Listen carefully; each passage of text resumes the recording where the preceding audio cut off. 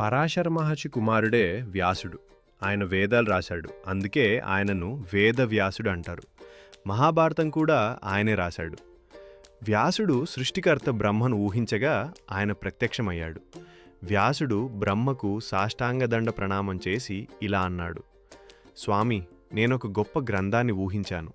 నేనది చెబుతుండగా సమర్థవంతంగా రాయగలవారు ఎవరన్నది ఊహించలేకపోతున్నాను. బ్రహ్మ వ్యాసుణ్ణి మెచ్చుకుంటూ, ఓ ఋషోత్తమ, దాన్ని గణపతిని రాయమని కోరు అని చెప్పి అంతర్ధానమయ్యాడు. వ్యాసుడు గణపతిని మనసులో తలుచుకోగానే మరుక్షణంలోనే వ్యాసుని ముందు గణపతి నిలిచాడు. వ్యాసుడు ఆయనను యథోచితంగా గౌరవించాడు.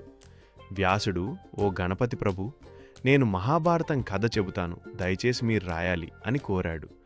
అప్పుడు గణపతి, బాగుంది, కానీ నేను రాయడం మొదలుపెట్టాక ఆగకుండా కొనసాగేలా చూడాలి. మీరు ఆపకుండా తత్తరపాటు చెందకుండా కథ చెప్పాలి. అలా అయితేనే నేను రాయడానికి ఒప్పుకుంటాను అన్నాడు. అందుకు వ్యాసుడు అంగీకరిస్తూ, నేను కూడా ఓ నిబంధన పెడుతున్నాను. నేను చెప్పే కథను అర్థం చేసుకున్న తర్వాతే మీరు రాయాలి అన్నాడు. అలా వ్యాస మహర్షి చెబుతుండగా గణపతి అర్థం చేసుకుంటూ మహాభారత రచనను ప్రారంభించారు.